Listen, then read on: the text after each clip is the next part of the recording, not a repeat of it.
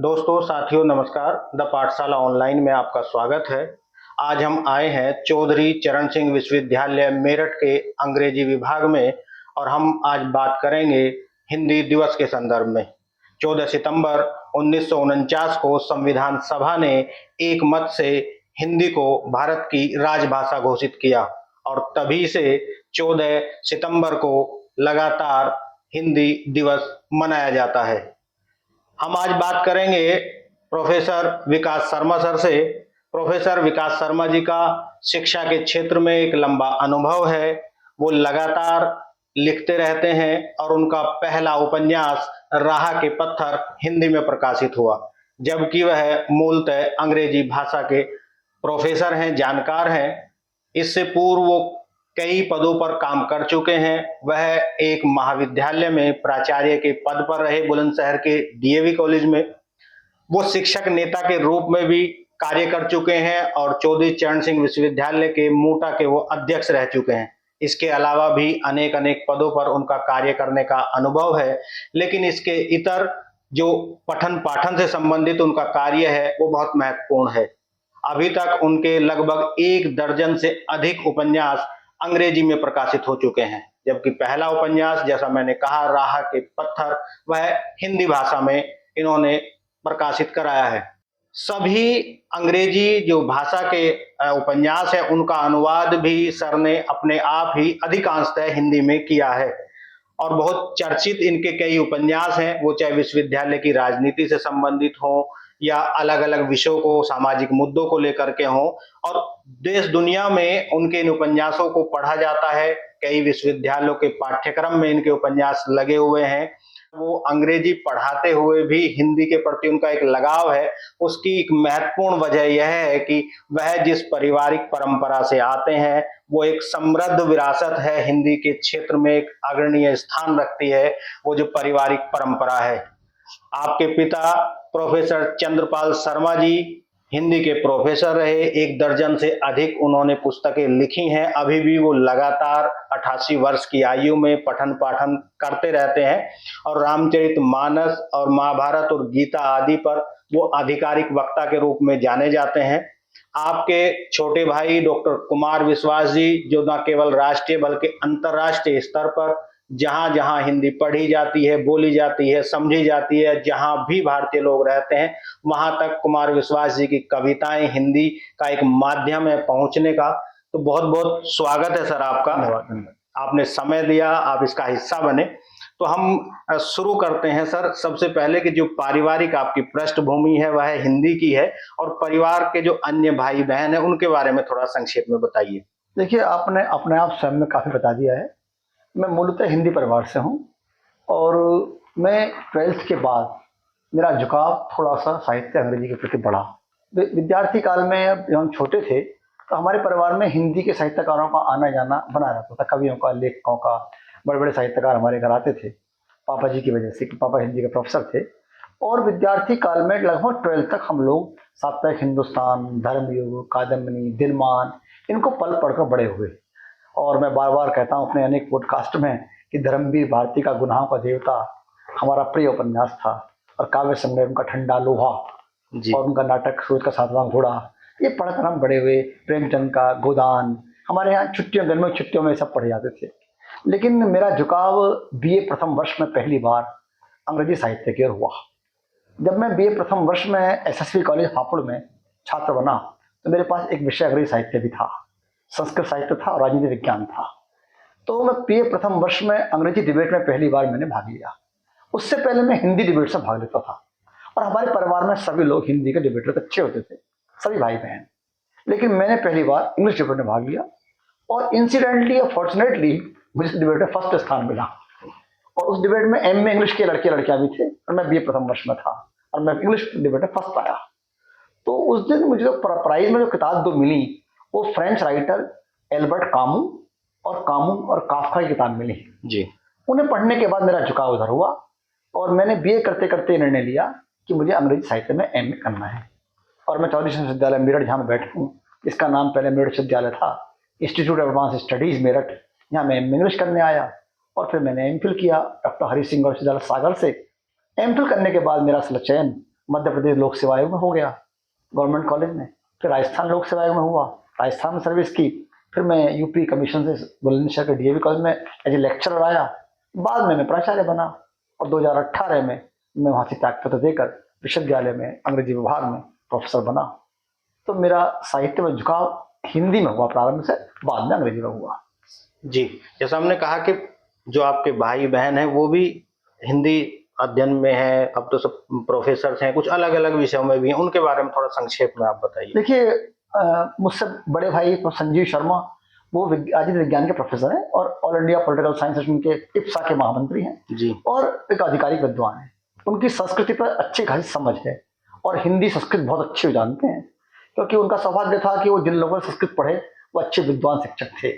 संस्कृत मेरे पास बीए विषय था, लेकिन दुर्भाग्य से मुझे संस्कृत के अच्छे शिक्षक नहीं मिले।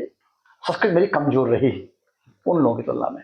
और कुमार विश्वास बीए प्रथम वर्ष की कविताएं लिख रहा है और धीरे धीरे वो, आप जानते ही, अंतर्राष्ट्रीय स्तर कवि है। आप भी बीए प्रथम वर्ष से ही कविताएं लिख रहे हैं?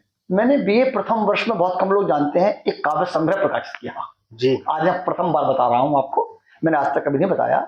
उसका नाम था खिलती कलियां जी। और उसमें मैंने देश भर के 20 नवोदित कवियों के संग्रह कविताएं छापी और मैं उसका संपादक था। उसमें एक कविता मेरी भी थी और एक कविता संजीव भाई साहब की भी थी, जो राजनीति विज्ञान में एचओडी हैं, आर्किटेक्ट हैं, उनकी भी थी। तो इससे पता, मतलब मैं शुरू से ही मेरा हिंदी में रुचि थी। और एक बात और बताना चाहता हूँ इस साक्षात्कार में, मैं मूलतः हिंदी का पत्रकार बनना चाहता था और मैंने बीए करते करते 2 वर्ष में छोटी मोटी पत्रकारिता की, अमर उजाला, दैनिक प्रभात, और मैं पत्रकार बनना चाहता था। लेकिन उस जमाने में एक घटना ऐसी घट गई कि मेरे प्रोफेसर पिता ने मुझे पत्रकार बनने से रोक दिया। अरुण शौरी एक बड़े पत्रकार थे इंडियन एक्सप्रेस के, और उनको अपना पद छोड़ना पड़ा एक संपादकीय लिखने के कारण। और खुशवंत सिंह को हिंदुस्तान टाइम्स इंग्लिश छोड़ना पड़ा। तो मेरे पिता ने कहा कि बेटा, ये जो नौकरी है पत्रकारिता की, अच्छी नहीं है, ये प्राइवेट जॉब है, लाला की नौकरी है, तुम बहुत मुखर बोलते हो, मुखर लिखोगे और नौकरी सेफ नहीं रहेगी, इसलिए इंग्लिश में एमए करो और एमफिल करके किसी डिग्री कॉलेज में लेक्चर बन जाओगे, जीवन सक्सेस हो जाएगा। तो जो व्यक्ति पत्रकार बनना चाहता था मूलतः, वो शिक्षक बन गया। जी। आपकी बहन भी मोदी नगर के कॉलेज में हिंदी की प्रोफेसर हैं, एचओडी भी रही हैं, और वो भी लगातार लिखती हैं, पत्र पत्रिकाओं में उनकी कविताएं प्रकाशित होती रहती हैं। तो आपने, जैसी मेरी जानकारी है, मैंने जब अध्ययन किया आपके बारे में कुछ पुस्तकों से, अलग अलग जगह से पता लगा कि आपने, कुमार विश्वास जी ने और आपकी बहन प्रोफेसर वंदना शर्मा जी ने लगभग एक साथ ही कविताएं लिखने की शुरुआत की। कुमार विश्वास जी मंचीय कविता की ओर मुड़ गए और आप अध्यापन के क्षेत्र में आ गए। हालांकि कुमार विश्वास जी भी अध्यापन के क्षेत्र में ही रहे, फिर उन्होंने उससे त्याग पत्र दिया और एक आगे की दुनिया में वो बढ़ गए। तो इस जर्नी को, इस यात्रा को आप कैसे देखते हैं? देखिए, संजीव भाई साहब जो हमारे कुलपति भी रहे जी, ये भी कविता हिंदी में लिखते हैं, बहुत कम लोग जानते हैं। ये नया अनुभव है, मुझे बहुत अच्छी बार उनको कविता है। सुनने का अनुभव रहा है मेरा। बहुत अच्छा बोलते हैं और केंद्रीय विश्वविद्यालय मोतिहारी में वो कुलपति भी रहे हैं। बहुत कम लोग जानते हैं वो अच्छी कविता लिखते हैं जी। और कुमार विश्वास भी जानते हैं। मैं भी कविता लिखता हूँ, मेरी कविता प्रथम बार बीए प्रथम वर्ष में मैंने लिखी और मैंने बताया मेरा काव्य संग्रह मैंने प्रकाशित किया, संपादित किया। जी जी और जी, जी। मेरी बहन का नाम आपने लिया, वो इस समय हिंदी की एचओडी है जी। एमएम कॉलेज मोदी नगर में, प्रोफेसर वंदना शर्मा जी। वो हिंदी की बहुत प्रखर कवित्री है। वो मंचीय कवित्री नहीं है, पत्रिकाओं में छपती है। उसको हंस, पाखी, अक्षर, हिंदी की अच्छी पत्रिकाओं ने छापा है और उसकी कविताओं में बहुत ही गंभीरता है जी। और पोस्ट फेमिनिज्म और फेमिनिज्म पर कविता उसकी बहुत अच्छी है। वो मंच पर नहीं जा पाई, वो अलग बात है। तो हमारे लगभग सभी लोग लिखने पढ़ने में लगे रहते हैं। जी। एक भाई आपके इंजीनियर भी हैं? हाँ, एक बड़े भाई हैं, संजय शर्मा से बड़े हैं जी। वो सिलवासा गुजरात में इनिशियली वो इंजीनियर थे हैं, तो आजकल तो बड़ी पोस्ट पर हैं, वो किसी कंपनी के वाइस प्रेसिडेंट हैं। जी जी जी। आपको जब सारे भाई बहन इकट्ठा होते हैं किसी पारिवारिक माहौल में, तो जैसे मैं हिंदी दिवस पर बात कर रहा हूं, क्योंकि मूलतः पिताजी उसी परंपरा से आते हैं, उनका पठन पाठन का क्षेत्र विस्तृत है। तो क्या जो बाकी जो भाई बहन हैं जो हिंदी से डायरेक्ट जुड़े हुए नहीं है, तो वहां जब चर्चा चलती है तो हिंदी को कितना महत्व दिया जाता है? देखिए, हमारे यहाँ सब लोग जुड़े हुए हिंदी से हैं। जो मेरे इंजीनियर भाई हैं उन्हें भी कामायनी की पंक्तियां याद है जी, उन्हें भी आंसू याद है, क्योंकि हम सब भाई डिबेटर रहे विद्यार्थी काल, सारे भाई जी, भाई और बहन पांचों के पांचों जहां हम चले जाते थे उस समय डिबेट्स में, तो हम फर्स्ट आते थे, हमें सारे भाई बहन। जी। तो संजीव शर्मा भी बहुत अच्छी हिंदी की समझ रखते हैं कुमार तो हिंदी का प्रोफेसर रहा ही है जी जी और वंदना हिंदी के प्रोफेसर है। जी। मेरी भी हिंदी अच्छी खासी ठीक ठाक है। आपने सारे जो आपके अंग्रेजी उपन्यास है खुद ही लगभग सारे उपन्यासों का हिंदी में अनुवाद किया, तो इससे ये तो बात स्पष्ट हो जाती है कि जितनी दखल आपकी अंग्रेजी में है उतनी ही आप हिंदी में भी रखते हैं।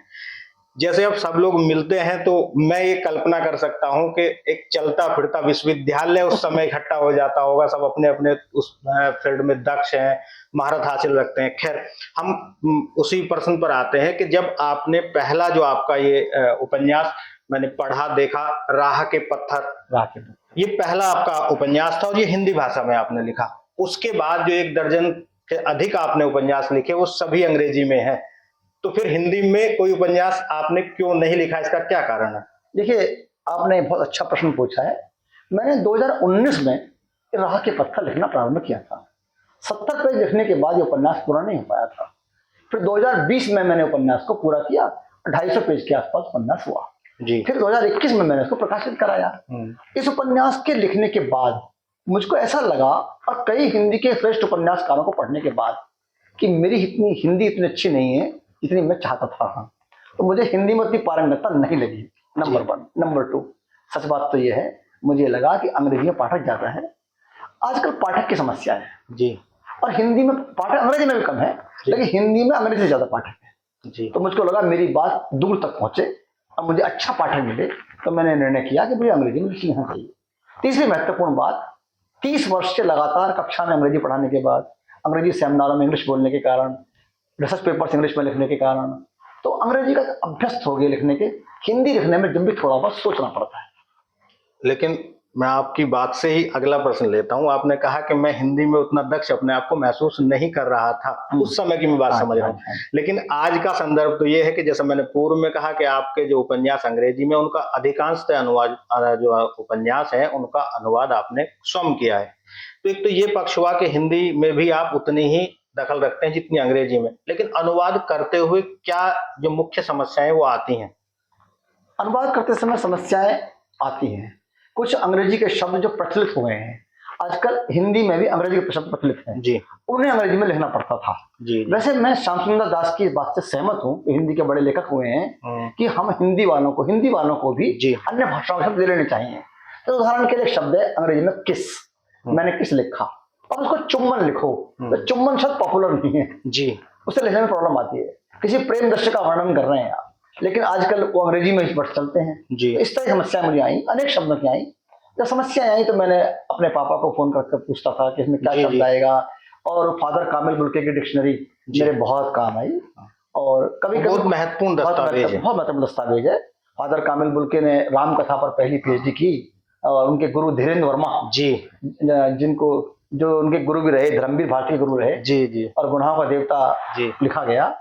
तो मुझे समस्या आई, लेकिन बाद में फिर मैंने निर्णय किया कि अब मैं अनुवाद नहीं करूंगा। अब मेरे 3 उपन्यासों का अनुवाद कुछ प्रोफेसर कर रही हैं, और आप जानकर आश्चर्य होंगे, वो सारी प्रोफेसर अंग्रेजी के प्रोफेसर हैं जी, जो हिंदी में अनुवाद कर रहे हैं। तो वो हिंदी में अपने आप को उस तरह से पारंगत पाते हैं, या उनके लिए वो चीजें थोड़ा आसान है? वो हिंदी लेखन में अग्रसर हैं जी, वो अंग्रेजी के प्रोफेसर हैं और हिंदी में अग्रसर हैं। जी जी जी। आप चूंकि लगातार, जैसा आपने पूर्व में कहा कि जो पारिवारिक पृष्ठभूमि में उसी में हम चर्चा कर रहे हैं, हिंदी साहित्य आप बचपन से ही पढ़ते आ रहे हैं, तो कौन से मुख्य जो आपके पसंदीदा कवि हैं, लेखक हैं, और उनकी कौन सी पुस्तकें हैं? देखिए, मेरे कवि बहुत सारे अच्छे प्रिय हैं। मुझको दिनकर बहुत अच्छे लगते हैं।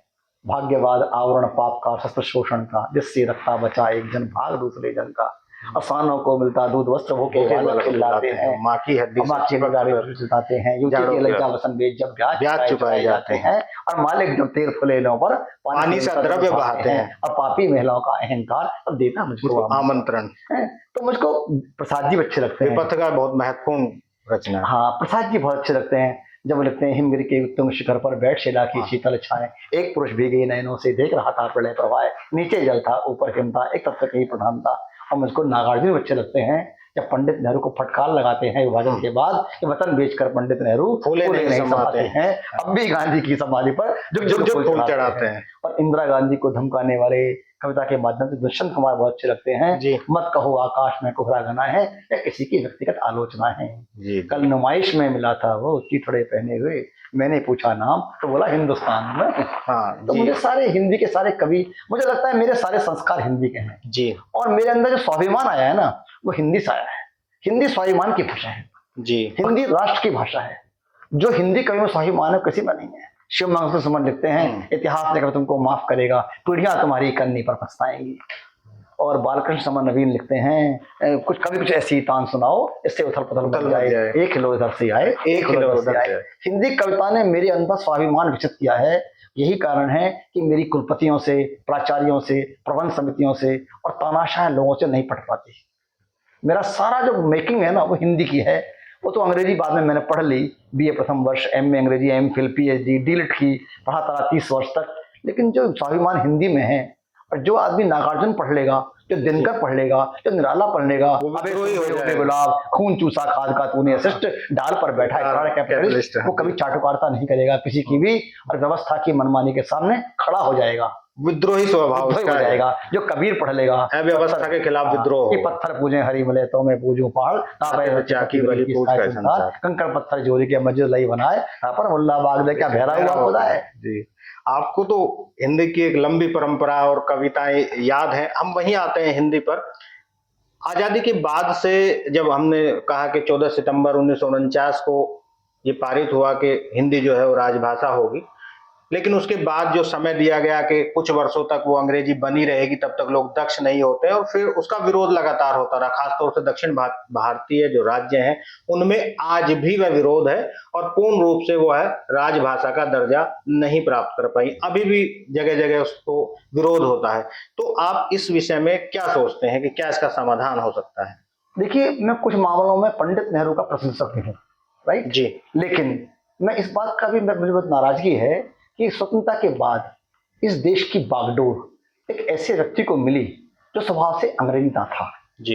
इसलिए अंग्रेजी आगे बढ़ती रही और हिंदी का विकास नहीं हो पाया। दूसरी महत्वपूर्ण बात, जो विरोध आप साउथ में देख रहे हैं, दक्षिण में देख रहे हैं, विरोध राजनीतिक ज्यादा है। अभी मैं उत्तर प्रदेश लोक सेवा आयोग में एक काम से गया था इलाहाबाद में। जी। हाँ, मुझे साउथ के प्रोफेसर मिले और मैंने इंग्लिश के प्रोफेसर थे। मैंने उनसे पूछा कि आपके यहाँ हिंदी का विरोध है? जी। कोई विरोध नहीं है, सिर्फ विरोध राजनेताओं का है। जी। मुझे लगता है ज्यादातर विरोध इस देश में राजनेताओं के द्वारा बोए गए हैं। उदाहरण के लिए हिंदू मुस्लिम विरोध धरातल पर नहीं है, जो राजनेताओं की वजह से है। जी। ऐसे ही हिंदी का विरोध राजनेताओं के स्तर पर है, केवल राजनीतिक रोटियां सेकने के लिए हिंदी का विरोध नहीं है। हिंदी सब जगह सब बोल लेते हैं, सब समझ लेते हैं। जी। जी। तो ये जो लगातार हम उसी प्रश्न पर रहते हैं, लगातार जो हिंदी के साथ एक तरह कहेंगे सौतेला व्यवहार हुआ, दोहरा व्यवहार हुआ, तो इसका क्या राजनीतिक इच्छा शक्ति न होने के कारण ये आगे खिंचता रहा? देखिए, मैंने आपको बताया, क्योंकि अगर यही सत्ता, यही भारत के प्रधानमंत्री मोदी 1952 में होते, आप कल्पना कीजिए जी, तो आज हिंदी का सम्मान बहुत अच्छा होता जी। सत्ता एक ऐसे व्यक्ति के पास थी जो अंग्रेजी में सोचता था, अंग्रेजी ना था, यद्यपि वो वर्ल्ड हिस्ट्री लिख रहा था जी, ऑटा लिख रहा था, लेकिन उसका विचार अंग्रेजी था। तो ऐसे व्यक्ति से आप कैसे अपेक्षा करेंगे? आज जब हम भारतीय ज्ञान परंपरा की बात करते हैं, तो हम ये तो करते हैं हमारा पुराना ज्ञान, हमारी भारतीय काव्य शास्त्र, हमारा भारतीय संस्कृति, हमारा भारतीय दर्शन, हम उसे पढ़ाएं। और देखिए, ये जो अंग्रेजी के प्रति प्रेम है, ये तो मानसिक गुलामी है, और ये मानसिक गुलामी बहुत लंबी चली आ रही है। और दुर्भाग्य इस बात का है कि जो आज जो समय चल रहा है वो ज्यादा खराब चल रहा है जी। लगभग 36 वर्षों के बाद न्यू एजुकेशन पॉलिसी की चर्चा हुई और वो लागू हुआ, तो वहां भी त्रिभाषीय सूत्र की बात है। जैसे एक विरोध आता है कि हिंदी का विरोध दक्षिण में है, तो दक्षिण वालों की भी ये मांग होती है कि क्या उत्तर भारतीय लोग हमारी किसी भाषा को सीख रहे हैं, समझ रहे हैं, तो ऐसा प्राय नहीं देखा जाता। लेकिन न्यू एजुकेशन पॉलिसी जो है मातृभाषा में शिक्षा पर जोर देती है। तो इसमें क्या क्या प्रावधान है और मातृभाषा के रूप में क्या इसमें संभावनाएं हैं कि वो आगे बढ़ेगी? देखिए, एक तो मेरा हिंदी प्रेमियों से, हिंदी बोलने वालों से, हिंदी की रोजी रोटी कमाने वालों से आग्रह है कि वो जो हमारी रीजनल लैंग्वेजेस हैं उनको भी सीखें, उनका भी सम्मान करें। हम ये नहीं कह सकते कि हिंदी का ही ध्यान रखें, तमिल है, कन्नड़ है, बंगाली है, उसका भी ध्यान रखें। जब तक हम उनसे नहीं जुड़ेंगे तब तक वो हमसे नहीं जुड़ेंगे। ये रेसिप्रोकल है, राइट। और मुझे लगता है कि हमारा जो रीजनल लिटरेचर है वो बड़ा समृद्ध है, और हिंदी वालों को भी उस साहित्य को आगे बढ़ाना चाहिए, तभी हम हिंदी को सम्मान दिला पाएंगे, मुझे ऐसा लगता है। जी। जैसे हमने बात की कि तमिल में उसका विरोध है, या आपने कहा कि वो एक मानसिक गुलामी है। हम इससे थोड़ा-सा आगे बढ़ते हैं, जब हम हिंदी फ़िल्म इंडस्ट्री की बात करते हैं, तो वहाँ की रोज़ी-रोटी हिंदी से चलती है। हिंदी एक उसका बड़ा वर्ग है दर्शकों के रूप में, और भारत के बाहर भी अगर वो फ़िल्में जाती हैं, तो हिंदी भाषी लोग उनको अधिक देखते हैं। लेकिन जब वो कभी अपना कोई इंटरव्यू देते हैं या अपनी चर्चा करते हैं, तो वो अंग्रेजी माध्यम में बात करते हैं, जबकि उनका जो दर्शक वर्ग है, वो लगभग-लगभग हिंदी का है या वो हिंदी समझता है। तो इसके पीछे क्या कारण आप देखते हैं? इसके पीछे कारण है कि अंग्रेजी को लोगों ने अभिजात्य वर्ग की भाषा मान लिया है। मुझे लगता है कि जो भाषा आपको धन कमा दे, धनोपार्जन कर दे, उसे लोग श्रेष्ठ मानने लगते हैं। क्योंकि जनरली जिन्होंने अंग्रेजी सीख ली, उन्हें पैसे की कमी, समृद्धि, आर्थिक समृद्धि आई, जी। तो उनको समृद्धि आ गई है, उन्हें हिंदी से प्रेम नहीं है, वो हिंदी की रोजी रोटी से काम चला रहे हैं, हिंदी बोलना पसंद नहीं करते। ये हमारे यहाँ भी है, जो हिंदी का भाषी राज्य हैं, आज बच्चे पब्लिक स्कूलों में पढ़ते हैं, कॉन्वेंट स्कूल में पढ़ते हैं, और वे हिंदी बोलने में हीन भावना महसूस करते हैं। वो समझते हैं हिंदी बोलने वाला माने कोई देहाती गाँव का आदमी। जो माइंड सेट है ना, ये बहुत पहले से चला आ रहा है। और हमारे अंग्रेजी राइटर रुडयार्ड किपलिंग, उनकी एक थ्योरी है व्हाइट मैन्स बर्डन। जी। वो कहते हैं कि जो एशिया के लोग हैं, भारत के लोग हैं, ये ब्रूटल हैं या सभ्य हैं, ये अनसिविलाइज्ड हैं, बार्बरिक हैं। इनको सुधारना, इनको इम्प्रूव करना हमारा काम है, और इनका सौभाग्य है, ईश्वर ने हमें इन्हें बनाने सुधारने में भेजा है। हम उसी मानसिकता में जी रहे हैं। दूसरी महत्वपूर्ण बात, जब राजनेताओं के बच्चे विदेशी स्कूलों में पढ़ेंगे, अंग्रेजी स्कूलों में पढ़ेंगे, तो निश्चित रूप से सब उसी तरफ बढ़ेंगे। लेकिन जो हमारी एनईपी आई है, उसने रीजनल लैंग्वेजेस और मातृभाषा पर ध्यान देना शुरू किया है। लेकिन मुझे थोड़ा ये लगता है, क्या ये एनईपी है, ये धरातल में उतर पाएगी या नहीं, केवल कागजों में रह जाएगी, इसका मुझे लगता है। ये प्रश्न अभी बाकी है, भविष्य में इसका उत्तर मिल पाएगा। जैसा आपने कहा कि जो अंग्रेजी पढ़े लिखा जो वर्ग है, उसे वो धनाढ्य बन जाता है, लेकिन मैं अपने आप को भी सौभाग्यशाली समझता हूँ, और आप तो उस जो है पारिवारिक परंपरा से हैं। डॉक्टर कुमार विश्वास की बात करें तो उन्होंने ये मिथक तोड़ दिया है। हिंदी के माध्यम से उन्होंने जो हिंदी दूर दूर तक फैलाई है और उसकी जो पहचान दी है, वो बिरले व्यक्ति ही अभी तक कर पाए हैं, और मंचीय कविता में वो सबसे महंगे कवियों में है, और उनके जो प्रशंसक हैं वो पूरी दुनिया में है। तो इस बात पर आप कितना गौरवान्वित महसूस करते हैं? देखिए, बात तो आपकी सही है, लेकिन ये भी सच है कि कुमार विश्वास जैसे लोग 1% 2% हैं। आज भी अंग्रेजी के उपन्यासकार, अंग्रेजी के लेखक ज़्यादा रॉयल्टी पाते हैं हिंदी लेखकों की तुलना में। अंग्रेजी मीडिया में काम करने वाले लोग ज़्यादा सैलरी पाते हैं हिंदी मीडिया में काम करने वालों की तुलना में। ये सच है, वो संख्या बहुत थोड़ी है। कुमार विश्वास एक अपवाद है। कुमार विश्वास जैसे लोग जी, जो हिंदी के नाम पर सब बहुत अच्छी जीवन जी रहे हैं, अच्छा पैसा कमा रहे हैं। जी। सामान्यतः ये परसेप्शन है, हिंदी से आपकी रोजी रोटी नहीं चलती, ये आपने हमें तोड़ना है। ये आपने कहा कि हमें तोड़ना है, तो मैं वहीं आता हूं कि क्या हिंदी में रोजगार की संभावनाएं नहीं है, उसे रोजगार माध्यमों से नहीं जोड़ा जा रहा है? यह एक मूल वजह है, हिंदी में उस तरह की संभावनाएं कम है। देखिए, जब तक आप political science, history, sociology, economics, science subjects, life sciences इनको अंग्रेजी में पढ़ाते रहेंगे, तब तक अंग्रेजी के प्रति मोह बना रहेगा। मैं सोचता हूँ कभी कभी इतिहास को अंग्रेजी में पढ़ने की क्या जरूरत है, समाजशास्त्र को अंग्रेजी पढ़ने की क्या जरूरत है, मेडिकल साइंस को अंग्रेजी में पढ़ने की क्या जरूरत है? कोई जरूरत नहीं है। हम तो इंग्लिश के लोग हैं, हमें तो क्लास में इंग्लिश बोलनी होगी। हम तो इंग्लिश की रोजी भाषा का मामला है, हमें अंग्रेजी सेमिनार में अंग्रेजी में बोलना होगा। लेकिन बाकी लोग अंग्रेजी बोलने की क्या जरूरत है? जापान में अंग्रेजी बोली जाती है? No. Germany no, China no, कहीं किसी देश में नहीं है। सारे देशों में अंग्रेजी बोली नहीं जाती है, और हम गुलाम हो गए अंग्रेजी के। हम मानसिक गुलामी के शिकार हैं, और सरकारों को प्रयास करना होगा मन से। केवल कागजों पर नीति बनाने से काम नहीं चलेगा। शिक्षा नीति पहले भी आई, कोठारी कमीशन आया, उससे कुछ नहीं हुआ। और राजनेताओं को पहले अपने बच्चों को भी हिंदी मीडियम अच्छे स्कूल बनाने पड़ेंगे, उनमें ध्यान देना होगा। अच्छे गुरुकुल बनाने पड़ेंगे, जहाँ अंग्रेजी भी हो, हिंदी भी हो, विज्ञान भी हो, टेक्नोलॉजी भी हो, और मातृभाषा सर्वश्रेष्ठ ऊपर हो। जी, जैसा आपने अभी जापान या अन्य देशों की बात की, भारत से बहुत लोग एमबीबीएस करने के लिए यूक्रेन या रशिया में जाते हैं, और वहाँ बताया जाता है कि पहले वर्ष में उनकी भाषा सीखनी होती है, वो अंग्रेजी माध्यम में आपको एमबीबीएस नहीं कराते हैं। भारत में भी वर्तमान जो सरकार है उसने पहल की है अनुवाद के माध्यम से चाहे वो विधि का संकाय है या आपने कहा एमबीबीएस और मेडिकल के हैं, वहाँ अनुवाद के पाठ्यक्रम उपलब्ध, और इंजीनियरिंग में भी उन्होंने हिंदी माध्यम से इन सब पाठ्यक्रमों को चलाने की अनुमति दी और कहीं कहीं ये काम भी कर रहे हैं। तो इस ओर क्या संभावना बनेगी कि हिंदी में अब ज्यादा अवसर होंगे? मुझे लगता है अवसर तो होंगे, लेकिन बहुत मेहनत की आवश्यकता है, दृढ़ शक्ति की आवश्यकता है। केवल बोलने से, लिप सर्विस से काम नहीं चलेगा। क्योंकि मुझे निराशा क्या होती है कि हम कब से हिंदी के विकास में लगे पड़े हैं, लेकिन आज भी लोग अंग्रेजी के पीछे भाग रहे हैं, अंग्रेजी मानसिकता के शिकार हैं।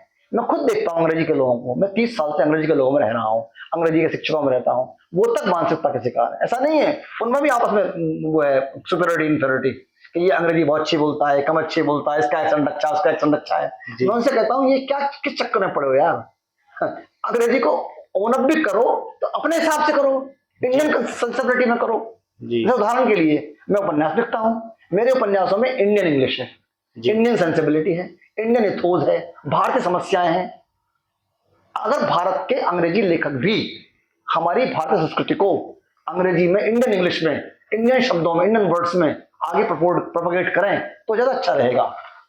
जैसा आपने कहा कि आपके जो उपन्यास हैं उसमें एक तरह से कहें कि हिंदुस्तानी अंग्रेजी है, और जब उनका अनुवाद हिंदी में हुआ, क्योंकि उसमें हिंदुस्तानी कल्चर है, सभ्यता है, संस्कृति, और यहीं के वो वातावरण में यहीं की संस्कृति को प्रेजेंट करते हैं, तो क्या यही कारण है कि आपके उपन्यासों में अलग अलग विश्वविद्यालयों में लगभग 12 से अधिक शोध हो रहे हैं? तो इसका एक ये मेन कारण है। मेरे देश भर के विश्वविद्यालयों में 40 शोधार्थी इसमें शोधरत हैं मेरे उपन्यासों पर जी, और लगभग 1 दर्जन विश्वविद्यार्थी पीएचडी भी प्राप्त कर चुके हैं जी, और लगभग 15 विश्वविद्यालयों में उपन्यास पढ़ाए जा रहे हैं जी। कारण है कि अंग्रेजी बहुत सिंपल है, किसी भी रीडर को गूगल पर वर्ड नहीं ढूंढना पड़ता, इंडियन सेंसिबिलिटी है, सारे भारतीय गांव हैं, रीजनलिज्म बहुत ज्यादा है, बुलंदशहर, गाजियाबाद, मेरठ, मुरादाबाद, अमरोहा, आजमगढ़, इलाहाबाद, लखनऊ, कानपुर, यहाँ की घटनाएं हैं, गांव की समस्याएं हैं और अपर क्लास वीमेन की समस्याएं हैं और विश्वविद्यालय की राजनीति भी है। विश्वविद्यालय की राजनीति तो आप समझ ही रहे हैं। जी, मैं उसी प्रश्न पे आता हूं। जैसे आपने कहा कि अलग अलग विश्वविद्यालयों में 40 से ज्यादा शोधार्थी आपके पीएचडी में शोधरत हैं, क्या हिंदी विषय में भी आपके उपन्यासों पर पीएचडी हो रही है? हाँ, पहली पीएचडी शुरू हुई है रोहतक में, एक छात्रा मेरे उपन्यासों पर पीएचडी कर रही है। शायद उसका विषय है स्त्री विमर्श, विकास शर्मा के उपन्यासों में स्त्री विमर्श, जिसे हम बोलते हैं फेमिनिज्म, उस पर एक लड़की कर रही है और 1-2 लोग सिनॉप्सिस तैयार कर रहे हैं, मेरे समाचार हैं। मेरे विश्वविद्यालय से 1-2 लोग हैं जो मुझे पीएचडी करना चाहते हैं क्योंकि उपन्यास हिंदी में आ चुके हैं जी, और मेरे उपन्यासों का पंजाबी में अनुवाद हो चुका है जी। अभी मैं कुछ दिन पहले पंजाबी उसमें कुरुक्षेत्र विश्वविद्यालय में आप थे तो मैं भी अध्ययन कर रहा था कि क्या अब पंजाबी में भी आपके उपन्यास अनुवाद? बहुत जल्दी आपको समाचार मिलेगा क्योंकि मेरे 4 उपन्यासों का अनुवाद पंजाबी में प्रोफेसर हैं डॉक्टर गगनदीप सिंह, पटियाला में प्रोफेसर हैं, पंजाबी विभाग में, उन्होंने उनका अनुवाद किया है जी। और कुरुक्षेत्र विश्वविद्यालय के पंजाबी विभाग ने उस कार्यक्रम को कराया था। मुझे लगता है 4 उपन्यास आ गए पंजाबी में संस्करण, तो वहां भी पीएचडी की संभावनाएं बढ़ रही है। हिंदी साहित्य में लगातार, जैसे आपने कहा, विद्यार्थियों की संख्या घट रही है, आपने कहा पाठक तो घट ही रहे हैं लेकिन विद्यार्थियों की संख्या भी घट रही है, इसके क्या मुख्य कारण हो सकते हैं? मुझे लगता है हिंदी साहित्य में नहीं, साहित्य में ही घट रही है जी। अंग्रेजी में भी साहित्य विद्यार्थियों की संख्या कम हो रही है, जो उस समय मारामारी अंग्रेजी में हुआ करती थी वो नहीं है, हिंदी में निश्चित रूप से घट रही है। उसका महत्वपूर्ण कारण है लोग इस भ्रम में हैं कि कबीर, सूर, तुलसी, निराला, महादेवी पढ़ने से हमें नौकरी मिलने वाली नहीं है जी। हम कुछ विश्वविद्यालयों ने काम अच्छा किया है, पत्रकारिता की भाषा और अनुवाद की भाषा विषय पाठ्यक्रम प्रारंभ किए, रोजगार परक हिंदी, तो इससे है। लेकिन मुझे लगता है कहीं ना कहीं विश्वविद्यालय, महाविद्यालय में सभी विषयों में ट्रेडिशनल कोर्सेज में छात्र नहीं आ रहे हैं। अभी मैं जहांगीराबाद के कार्यक्रम में था और मैंने एक पत्रकार से कहा था एक छोटे से इंटरव्यू में कि शिक्षकों को, पेरेंट्स को और हमारे नीति नियंताओं को इस विषय पर विमर्श करना होगा कि अब महाविद्यालय में छात्रों की घटती उपस्थिति जी। अब छात्र नहीं आते। इसी विश्वविद्यालय कैंपस में जिसे बहुत श्रेष्ठ माना जाता है, यहाँ भी 50% विद्यार्थी क्लास में नहीं आते जी। जब मैं इस विश्वविद्यालय से एमए इंग्लिश में कर रहा था, क्लास में एक भी बच्चा एब्सेंट नहीं होता था, लेकिन आज क्लास में 50% स्टूडेंट्स भी क्लास में नहीं आता। ये तो कैंपस का हाल है, कॉलेजों का हाल मैं देख चुका हूँ जब मैं डीए बुलंदशहर में था जी। हिंदी साहित्य इस बात का साक्षी है, या इतिहास इस बात का साक्षी है कि हिंदी साहित्य में अंग्रेजी में पीएचडी कैम्ब्रिज विश्वविद्यालय से हरिवंश राय बच्चन जी करके आए, उनका लगभग जो लेखन है वो हिंदी में है, अज्ञे भी उसी परंपरा में आते हैं, ऐसे तमाम नाम है। जब हिंदी विरोध की बात होती है तो आजादी के समय जिन्होंने हिंदी के पक्ष में सबसे ज्यादा मुखर आवाज की वो सब अहिंदी भाषी राज्य के लोग थे, चाहे सरदार पटेल हों, चाहे महात्मा गांधी हों, सी राजगोपालाचारी हों और तमाम नाम है। लेकिन आज के संदर्भ में ऐसा देखने को नहीं मिलता है, ऐसा क्यों? जी। पहली बात तो आपकी बहुत अच्छी बात है कि अंग्रेजी के बहुत बड़े बड़े प्रोफेसर ने हिंदी में काम किया है। जी। डॉक्टर रामविलास शर्मा हिंदी के बड़े आलोचक रहे हैं जी। और सूर्यकांत त्रिपाठी निराला को उन्होंने स्थापित किया साहित्य में। जी। और वो अंग्रेजी के प्रोफेसर थे आगरा कॉलेज में। जी। हरवंश राय बच्चन W.B. येट्स पर ऑक्सफोर्ड से PhD करके आए थे। जी। और रांगे राघव वो भी अंग्रेजी के थे। जी। ममता कालिया अंग्रेजी की थी और इलाहाबाद से प्रिंसिपल पद से रिटायर हुई। जी। और बहुत सारा नाम है, अज्ञे भी अंग्रेजी के आदमी। जी। ऐसे बहुत लंबी परंपरा है अंग्रेजी वालों की। मुझे ऐसा लगता है कि एक ग्रीक दार्शनिक प्लेटो ने एक बहुत अच्छी बात कही है कि आइडिया कम्स फर्स्ट, विचार पहले आता है। हम चाहे कितने भी बड़े अंग्रेजी के बड़े प्रोफेसर बन जाएं, PhD कर लें, डीलिट कर लें, कहीं पढ़ लें, हमारा विचार मातृभाषा में आता है। एक दिन मैं एक इंटरव्यू सुन रहा था, सुधा कृष्णमूर्ति अंग्रेजी की बड़ी अच्छी लेखिका हैं जी। और वो इंटरव्यू चल रहे थे शशि थरूर के साथ। जी। तो कह रही थी भारत में मुश्किल से 10% 5% ऐसे लोग होंगे जो अंग्रेजी में सोचते हैं, सब लोग अपने मदर टंग में सोचते हैं। जी। और सुधा कृष्णमूर्ति कह रही है थरूर साहब आप हो सकता है अंग्रेजी में सोचते हो, मैं भी अंग्रेजी में नहीं सोचती। जी। हम सब अंग्रेजी के लोग, अंग्रेजी के प्रोफेसर, अंग्रेजी के लेखक 99% ऐसे हैं जो अपनी मातृभाषा में सोचते हैं, विचार उनकी मातृभाषा में आता है। हम अच्छे ट्रांसलेटर्स हैं। जी। We are good translators, nothing else. जी। ये असली बात। इसलिए और दूसरी बात, बड़ा अगला प्रश्न कि अब लोग संकीर्ण राजनीति करने लगे हैं। उन्हें वोटों की चिंता होती है राजनीति की। उन्हें लगता है उस देश को साउथ के हिंदी के अंग्रेजी हिंदी के समर्थकों को या अंग्रेजी के लेखकों को कि अगर हम ऐसा बोलेंगे तो हमारा पाठक पर प्रभावित होगा। हम राजनेताओं के आसपास घूमते हैं तो ये समस्या आती है। उस समय लोग सच को सच बोलते थे। अब ऐसे लोगों की संख्या कम हो गई है जो वोटों की परवाह किए बिना, लोगों की परवाह किए बिना सच बोलते हैं। आप उदाहरण के लिए हमारे विश्वविद्यालय में 99% प्रोफेसर विश्वविद्यालय की किसी भी गलत बात का विरोध नहीं करते। जो कुलपति या प्रशासन चाहता है उसकी हामियां मिलाते हैं। किसी मीटिंग में, EC की मीटिंग हो चाहे एकेडमिक काउंसिल की बैठक हो, प्रोफेसर काय कहते हैं जो कुलपति चाहती है सब उसको डिटो करते रहते हैं। बहस तो करते हैं दिखाने के लिए, लेकिन ऑलरेडी एजेंडा तय होता है, कुलपति जो कहेंगे हाँ मिलाएंगे। अब वो जमाना चला गया, लोग खुलकर नहीं बोलते, वो लोग चले गए, अब वो लोग नहीं रहे, अब बहुत कम बचे हैं। जो प्रोफेसर्स हैं विश्वविद्यालय के वो सबसे बड़ा बौद्धिक वर्ग समझा जाता है। अगर वही किसी के सामने झुक जाएंगे, हाँ में हाँ मिलाएंगे, तो बाकी लोगों के बारे में तो सोचा ही जा सकता है क्या परिस्थितियां नहीं, रहेंगी। आने वाला समय वैसा ही चलेगा। एक तो क्या है, चाटुकारिता एक राष्ट्रीय विधा बन गई है और ये यहाँ नहीं है, ये राजनीति चली आ रही है। आप सोचिए एक जमाने में देवकांत बरुआ ने कहा था इंडिया इंदिरा, इंदिरा इंडिया। कांग्रेस ने परंपरा शुरू की। सत्तारूढ़ पार्टी हम ही सब जानते हैं कि कोई इंटरनल डेमोक्रेसी तो है नहीं जी, जो 2-4 लोग सब चीज चलाते रहते हैं। तो वही पैटर्न विश्वविद्यालय में आ गया, वही पैटर्न ब्यूरोक्रेट्स में आ गया, वही पैटर्न हर जगह आ गया। बस जो सत्ता पे बैठा है उसकी हामियां मिलाओ, और जो मेरे जैसा व्यक्ति बोलने का प्रयास करे वो मिसफिट है, निगेटिव है, राजनीति करता है, इस तरह के शब्द सुनने पड़ते हैं। अब वो टाइम चला गया। अब सोचिए सर, मैं भी बता रहा था, नागार्जुन ने खुलेआम नेहरू को कविता लिखकर सुनाई। आगे से कभी है उनके सामने आज ऐसे कवि हैं, ऐसे लेखक हैं, ऐसे राजनेता भी नहीं है जो सुन आलोचना सुन सकें। तो जमाना चला गया। अब किसी भी जगह सच ये है, लोग केवल सत्ता की गुलामी करते हैं, उसकी हामी मिलाते हैं, और ब्यूरोक्रेट से पहले करते थे इस काम को। अब तो शिक्षक भी करते हैं। 99% शिक्षक कुलपतियों के सामने, प्राचार्यों के सामने, प्रबंध समिति की तानाशाही के सामने, सरकार के तानाशाही बोलते नहीं है। सब सोचते हैं हमें क्या मतलब यार, को न हमें कहानी, हमें नौकरी करनी है, समय काटो। 2-4% लोग बचे हुए हमारे जैसे, उन्हें समाज इस तरह देखता है कि संघर्ष करते हैं, झगड़ालू हैं, हर समय लड़ते रहते हैं, निगेटिव हैं, ऐसे सुनने पड़ते हैं। आपने विश्वविद्यालय की कुलपति महोदया को जन्मदिन पर एक बधाई दी। मैं चूंकि हिंदी पर हम बात करें तो उसका जो आपने पत्र लिखा वह भी हिंदी में लिखा और उसकी बहुत अच्छी हिंदी थी। ये एक अलग बात है कि उसके क्या बाद में परिणाम हुए, तो उसके जो परिणाम है वो भी कहीं ना कहीं आपको प्रभावित कर रहे होंगे। देखिए, मैं कुलपति महोदया मुझसे संवाद नहीं करती है, उन्हें वार्ता पसंद नहीं है। उनका एक निश्चित ग्रुप है 3-4 लोगों का, वो विश्वविद्यालय चलाता है। तो अब जब मैं अपनी बात कैसे कहूँ, एकेडमिक काउंसिल की बैठक में जब मैं बोलना शुरू होता हूँ तो वो चुप कर देती हैं। अभी आपने देखा एकेडमिक काउंसिल की बैठक हुई और मीडिया ने भी छापा कि मैं बोलने खड़ा हुआ तो मैडम ने चुप कर दिया, और मुझे कहना पड़ा कि अगर आप मुझे यहाँ नहीं बोलने देंगी तो मीडिया में बोलूंगा।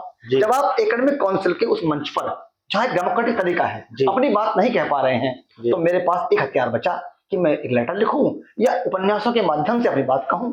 लेकिन एक उपन्यास की भी लिमिट है, जी। सारे उपन्यास में कुलपति बन नहीं सकता जी। आई समझ में। तो समस्या ये है कि विश्वविद्यालय में दरबार की संस्कृति डेवलप हो गई है और एक बात तो आ गई है, जो एक विचारधारा इस समय देश में चल रही है, 90% टीचर्स उस विचारधारा के पोषक होने या समर्थक होने का अभिनय करने लगे हैं। मैं तो ये कहता हूं कि बीजेपी के लोगों को और आरएसएस के लोगों को बड़ी समझदारी से इसका चयन कर लेना चाहिए कि ये सूडो आरएसएस के सपोर्टर कौन है और रियल कौन है। जी। और कभी कभी भी सोचता हूं कि अगर 2029 में कांग्रेस की 150 सीट आ गई, सरकार विपक्ष की बन गई, तो विश्वविद्यालय के सारे प्रोफेसर संघी कहलाएंगे क्या नहीं? ये एक बड़ा सवाल आपने किया है। आपका जो ये तेवर है, जो विद्रोह का, अपनी बात कहने का, ये मुझे लगता है कि जब आप चौधरी चरण सिंह विश्वविद्यालय में आए तो आप मूटा के अध्यक्ष रहे, शिक्षक राजनीति आपने स्थापित की और बहुत जोर शोर से उस समय आपकी राजनीति चलती थी, शिक्षकों के संदर्भ में उनकी आवाज आप उठाते थे। क्या वह झलक विश्वविद्यालय की राजनीति की, शिक्षक राजनीति की, कॉलेजों की, छात्र की, वो सब आपके उपन्यासों में मिलती है? हाँ बिल्कुल मिलती है। और देखिए एक बात और कहना चाहूंगा, आपको जान के आश्चर्य होगा, विश्वविद्यालय में शिक्षक संघी नहीं है, 200 शिक्षक काम करते हैं यहाँ, सेल्फ फाइनेंस की रेगुलर टीचर्स, कोई शिक्षक संघ नहीं, वर्षों से बिना संघ के काम चल रहा है। क्यों? शिक्षक इसलिए नहीं है, शिक्षक संघ बनाएंगे तो कुलपति के खिलाफ बोलना पड़ेगा, उसकी बातें विरोध करना पड़ेगा, उसका विरोध करेंगे तो सेल्फ फाइनेंस कॉलेज में जो पैनल में जाते हैं वहाँ मोटे लिफाफे मिलते हैं और उन मोटे लिफाफे अनअकाउंटेड होते हैं, उन्हें टैक्स भी नहीं देना पड़ता, वो बंद हो जाएंगे, कुलपति नाम टिक नहीं करेंगे, करेंगी, तो इसलिए प्रोफेसर बोलते नहीं है।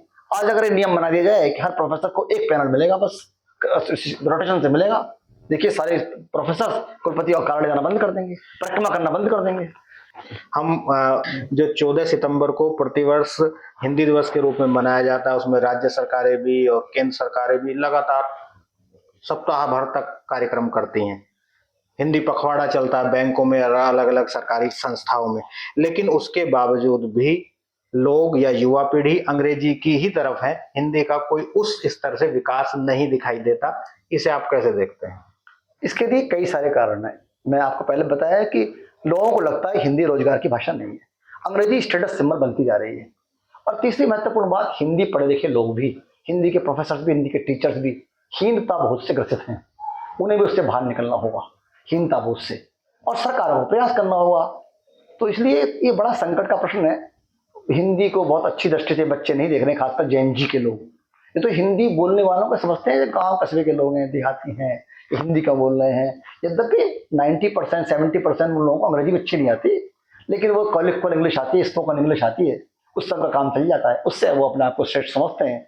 और बात की लिखने पढ़ने की अब उसकी जरूरत भी नहीं है, अब तो AI आ गया है, चैट GPT आ गई है, तो कुछ भी लिखना पड़ता नहीं है, बस टाइप करिए, चाहिए एप्लीकेशन तैयार हो जाती है।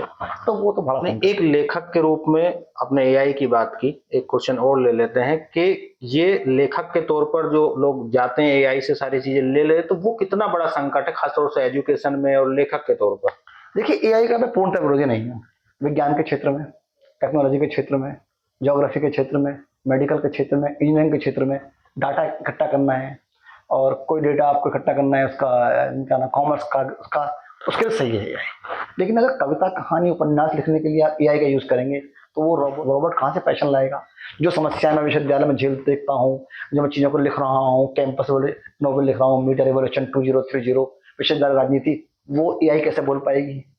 मैं जिसे उड़ता बिछाता हूँ वही गजल आपको सुनाता हूँ, वो कहाँ से आएगा? जी। वर्ड्सवर्थ ने बहुत पहले कहा था, poetry is a spontaneous overflow of powerful feelings.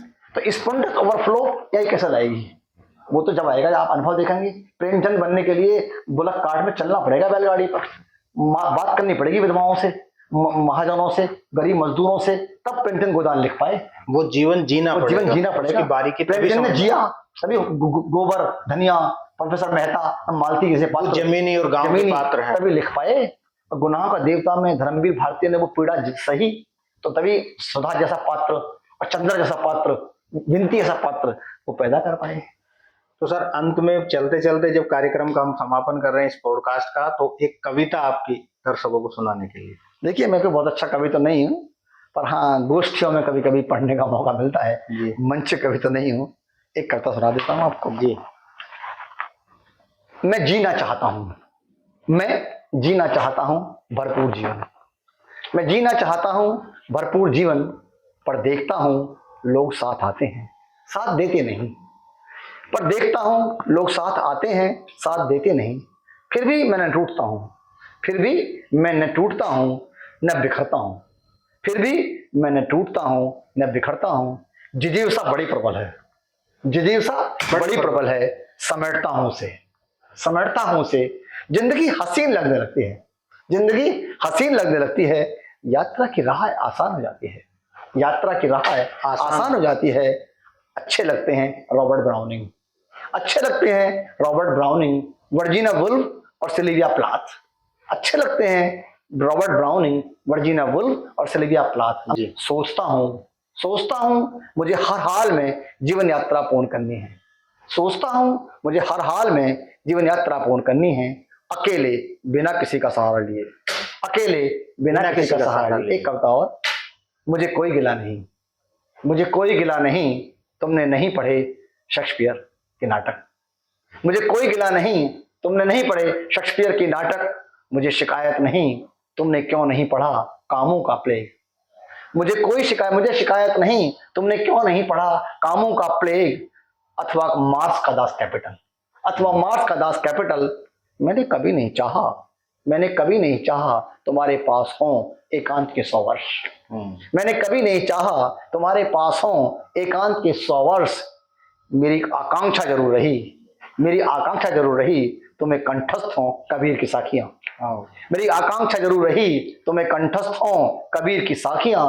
तुलसी की चौपाइयां, तुलसी की चौपाइयां, सूर और मीरा के पद, सूर और मीरा के पद। और यदा कदा गुनगुनाओ, और यदा कदा गुनगुनाओ मुझे सुनाओ, और यदा कदा गुनगुनाओ मुझे सुनाओ और बतलाओ ढाई आखिर का मतलब। और यदा कदा सुनाओ, गुनगुनाओ मुझे सुनाओ और बतलाओ ढाई आखिर का मतलब। जरूरी है जीवन के लिए, ढाई आखिर का मतलब जरूरी है जीवन के लिए। बहुत बहुत धन्यवाद सर, आपने समय दिया। और सबसे महत्वपूर्ण कि आप अंग्रेजी में पठन पाठन करते हैं, अंग्रेजी में लिखते हैं, फिर भी आप हिंदी के प्रति जो आपकी लगन है, जो आपकी सोच है, उसे आगे बढ़ाने के लिए निश्चित रूप से महत्वपूर्ण है। ये हर भारतीय में होनी चाहिए। तो दोस्तों, साथियों, फिर किसी नई जानकारी के साथ, नए विषय से आपसे जुड़ेंगे। तब तक के लिए जय हिंद, जय भारत।